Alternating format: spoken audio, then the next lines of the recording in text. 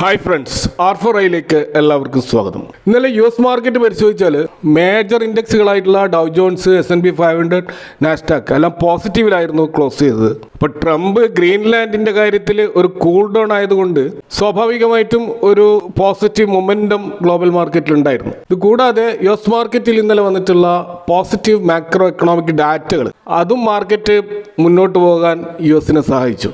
Q3 US second GDP estimate അത് നോക്കിക്കഴിഞ്ഞാൽ അത് ആക്ച്വലായിട്ട് വന്നിട്ടുള്ളത് 4.4% ആണ്.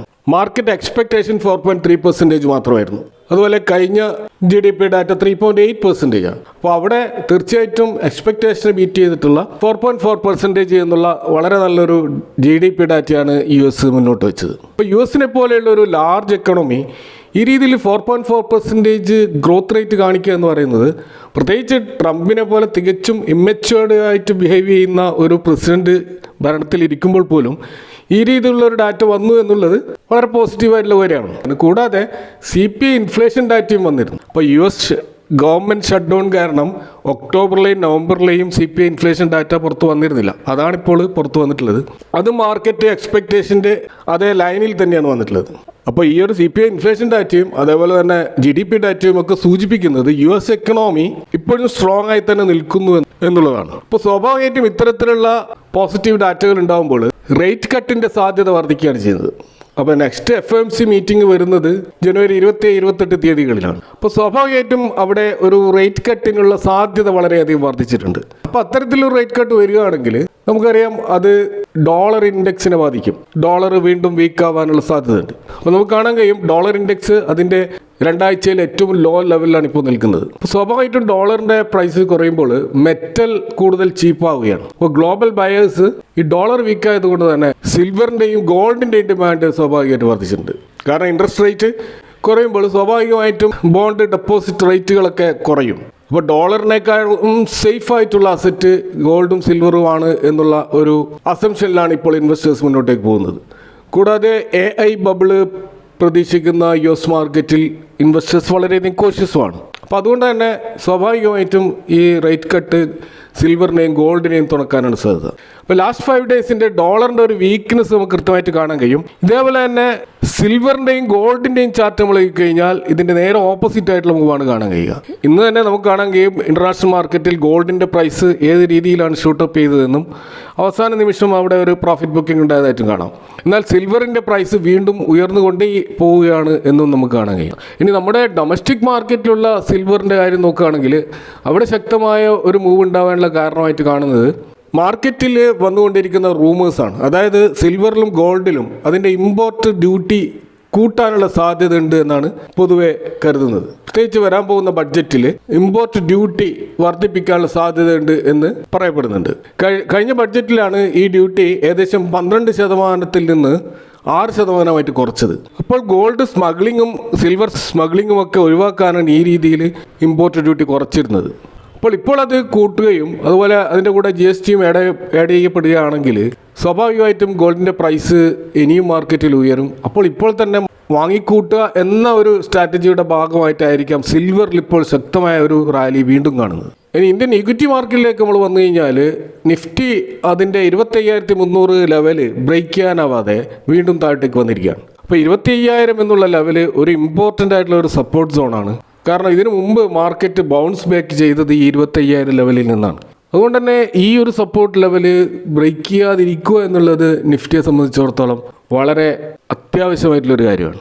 ഇന്ന് അക്രോസ് മാർക്കറ്റിൽ നമ്മൾ കാണുന്നത് ലാർജ് ക്യാപ്പിലായാലും മിഡ് ക്യാപ്പിലായാലും സ്മോൾ ക്യാപ്പിലായാലും അക്രോസ് സെക്ടേഴ്സിലായാലും എല്ലാം നെഗറ്റീവിലാണ് ക്ലോസിങ്. ടോട്ടലി ഒരു ബ്ലഡ് ബാത്താണ് നമ്മൾ കാണുന്നത്.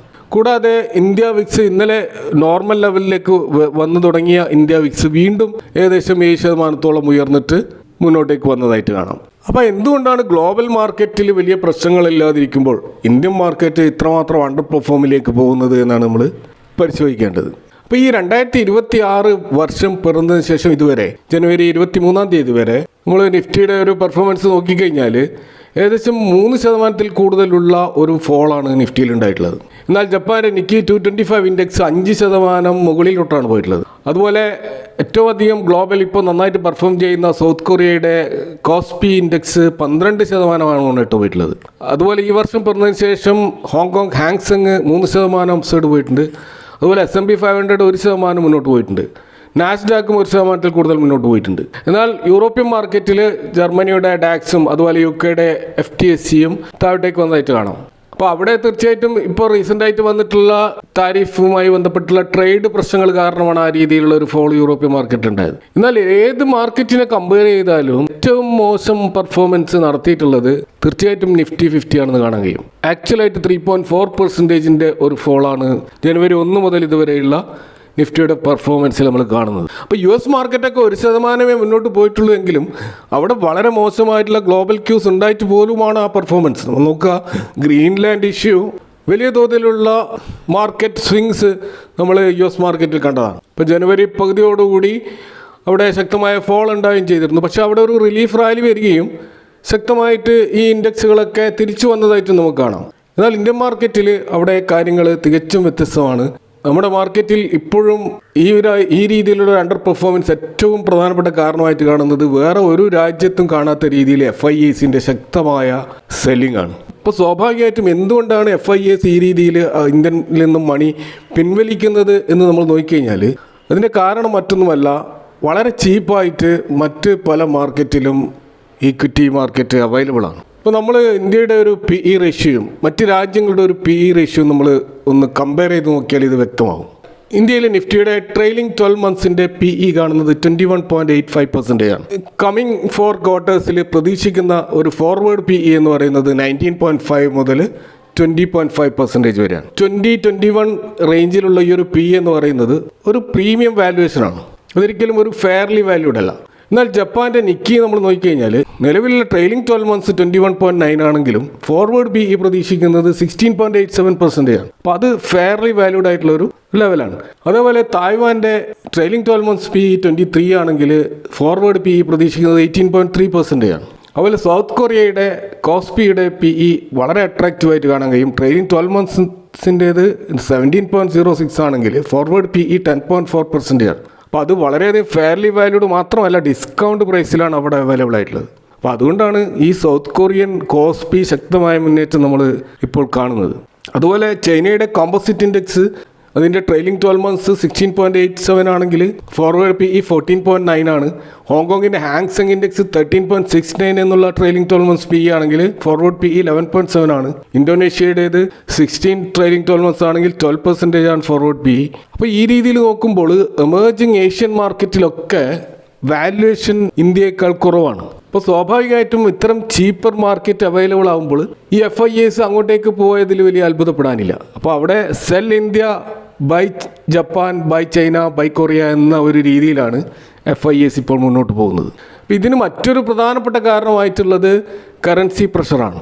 അപ്പോൾ ഇന്ത്യൻ റുപ്പി ഇന്നും നമുക്ക് കാണാൻ കഴിയും 91.74 എന്നുള്ള ഒരു വാല്യുവേഷനിൽ അതിൻ്റെ എല്ലാ റെക്കോർഡുകളും തകർത്തുകൊണ്ടുള്ള ഒരു വീഴ്ചയാണ് നമ്മൾ കാണുന്നത്. അപ്പോൾ ഇത് തീർച്ചയായിട്ടും ഇമ്പോർട്ട് ഡിപ്പെൻഡൻ്റ് ആയിട്ടുള്ള കമ്പനികളിൽ വലിയ പ്രഷർ സൃഷ്ടിക്കുന്നുണ്ട്. IT സെഗ്മെൻറ്റിലെ സ്റ്റോക്കുകൾക്ക് മാത്രമാണ് ഇത് പോസിറ്റീവായിട്ട് മാറുന്നത്. ഇത് കൂടാതെയാണ് ഇന്ത്യയിലെ സ്മോൾ ക്യാപ് സ്റ്റോക്കുകളിലുള്ള തകർച്ച. ഇപ്പോൾ ഏകദേശം ഈ ജനുവരി പിറന്നതിന് ശേഷം നമ്മൾ നിഫ്റ്റി സ്മോൾ ക്യാപ് 250 ഇൻഡെക്സ് പരിശോധിച്ചാൽ 8% ഫോളാണ് ഈ ഒരു 22 ഡേയ്സിൽ ഉണ്ടായിട്ടുള്ളത്. അപ്പോൾ അത് വളരെ സിവിയർ ആയിട്ടുള്ളൊരു ഫോളാണ്. ഇത് കൂടാതെ നമ്മുടെ മാർക്കറ്റിൽ ഇപ്പോൾ സെക്ടർ റൊട്ടേഷൻ നടക്കുന്നത് കാണാം. പ്രത്യേകിച്ച് മെറ്റൽ സെഗ്മെൻറ്റിലും ഇൻഡസ്ട്രിയൽ മെറ്റീരിയൽ സെഗ്മെൻറ്റിലും മാത്രമാണ് ഔട്ട് പെർഫോമൻസ് കാണുന്നത്. അപ്പോൾ അത് ഗ്ലോബലായിട്ടുള്ള ഇൻഫ്രാസ്ട്രക്ചർ അതുപോലെ അത്തരത്തിലുള്ള ഇൻഡസ്ട്രിയൽ മേഖലയിൽ ലോകരാജ്യങ്ങൾ മുൻഗണന കൊടുക്കുന്നത് കൊണ്ടുള്ള ഡിമാൻഡ് മാത്രമാണ്. പ്രത്യേകിച്ച് മെറ്റൽ സ്റ്റോക്കുകളിൽ പ്രത്യേകിച്ച് AI ഡാറ്റാ സെൻറ്റർ റിലേറ്റഡ് ആയിട്ടുള്ളതും അതുപോലെ റിന്യൂവബിൾ എനർജി മേഖലയിലുള്ള ഇൻഫ്രാസ്ട്രക്ചറുമായി ബന്ധപ്പെട്ടതുമായിട്ടുള്ള മെറ്റീരിയൽസിലാണ് ഈ രീതിയിലുള്ള റൊട്ടേഷൻ നമ്മൾ കാണുന്നത്. അപ്പോൾ മൊത്തത്തിൽ വേൾഡ് മാർക്കറ്റിൽ ടെക്നോളജി മേഖലയിൽ ഒരു സ്ലോ ഡൗൺ ഉണ്ടായിട്ടുണ്ട്. അവിടെ AI ഡ്രിവൺ മാനിയ വളരെയധികം വർദ്ധിച്ചിട്ടുണ്ട്. ഇന്ത്യൻ കമ്പനികളെ സംബന്ധിച്ചിടത്തോളം AI ഡ്രിവൺ മേഖലയിൽ നമ്മളിപ്പോഴും വലിയ തോതിൽ കാലെടുത്ത് വെച്ചിട്ടില്ല. എന്നാൽ മറ്റ് രാജ്യങ്ങളുടെ സ്ഥിതി അതല്ല. അപ്പോൾ സ്വാഭാവികമായിട്ടും ഈ ടെക്നോളജി മേഖലയിലുണ്ടായ സ്ലോ ഡൗൺ ഇന്ത്യയിലുള്ള IT കമ്പനികളെ പ്രതികൂലമായി ബാധിച്ചു. അതേസമയം AI ഡ്രിവൺ മേഖലയിൽ ഇത്തരം IT കമ്പനികളുടെ സപ്പോർട്ട് സർവീസായിട്ട് നിൽക്കാൻ ഇന്ത്യൻ കമ്പനികൾക്ക് കഴിഞ്ഞുമില്ല. ഇത് ഒരു മേജർ ആയിട്ടുള്ള ഒരു പ്രതിസന്ധിയാണ്. ഇപ്പോൾ 2026 നമ്മൾ കാണുന്നത് ഗോൾഡ്മാൻ സാക്സ്, JP മോർഗൻ പോലെയുള്ള പല ഇന്റർനാഷണൽ ബ്രോക്കറേജുകളും പ്രതീക്ഷിക്കുന്ന ഒരു ടോട്ടൽ റിട്ടേൺ നിഫ്റ്റിയിൽ നിന്ന് നമ്മൾ പ്രതീക്ഷിക്കേണ്ടത് 9 to 11% മാത്രമാണ്. അപ്പോൾ ഈസി ആയിട്ട് ആ മണി കിട്ടുന്ന ആ ഒരു സിറ്റുവേഷൻ ഇപ്പോൾ നിലവിലില്ല. അപ്പോൾ അതുകൊണ്ട് തന്നെ ഇവിടെ ഡൈവേഴ്സിഫിക്കേഷന് വലിയ പ്രാധാന്യമുണ്ട്. പ്രത്യേകിച്ച് ഇൻ്റർനാഷണൽ ഡൈവേഴ്സിഫിക്കേഷനും അതുപോലെ അസറ്റ് ക്ലാസ്സുകളുടെ ഡൈവേഴ്സിഫിക്കേഷനും അത് വളരെ പ്രാധാന്യം അറിയിക്കുന്ന ലെവലിലാണ് 2026 നമുക്ക് കാണുന്നത്. എന്നാൽ ഇപ്പോൾ നിലവിൽ വന്നുകൊണ്ടിരിക്കുന്ന Q3 റിസൾട്ട്, അതിൻ്റെ ഏർണിങ്സ് റിപ്പോർട്ടുകൾ അതും വളരെ പ്രധാനപ്പെട്ട ഘടകമാണ്. നിലവിലുള്ള നമ്മുടെ PE ന്യായീകരിക്കുന്ന രീതിയിലുള്ള ഒരു ഗ്രോത്ത് തീർച്ചയായിട്ടും ഉണ്ടാകേണ്ടതുണ്ട്. അതുണ്ടാകാതെയുള്ള ജെനുവിനായിട്ടുള്ള ഒരു ഗ്രോത്ത് നമ്മളെ മാർക്കറ്റിൽ നമുക്ക് പ്രതീക്ഷിക്കാൻ കഴിയില്ല. എന്നാൽ India-US ട്രേഡ് ഡീലുമായി ബന്ധപ്പെട്ട് വരുന്ന ഏതൊരു പോസിറ്റീവ് വാർത്തയും നമ്മുടെ മാർക്കറ്റിൽ വളരെയധികം പോസിറ്റിവിറ്റി നിറക്കും. അതേപോലെ തന്നെ കമ്മിങ് ബഡ്ജറ്റിൽ വരാൻ പോകുന്ന പോളിസി ചേഞ്ചുകൾ എന്തൊക്കെയാണ് എന്നുള്ളതും ഒരു പ്രധാന ഘടകമാണ്. അതുകൊണ്ട് തന്നെ ബഡ്ജറ്റിന് മുമ്പുള്ള ഒരു കോഷ്യസ് സ്റ്റാൻഡായിട്ടാണ് ഇപ്പോൾ നമ്മൾ മാർക്കറ്റിൽ കാണുന്ന ഈ ഒരു കൺസോളിഡേഷൻ. ബജറ്റിന് ശേഷം അതൊരു ട്രിഗർ പോയിൻ്റായി നിന്നുകൊണ്ട് ഒരു പക്ഷേ മാർക്കറ്റ് തിരിച്ചു വന്നേക്കാം എന്ന പ്രതീക്ഷയോടെ നിർത്തുന്നു. Thank for watching. See you next time with another video.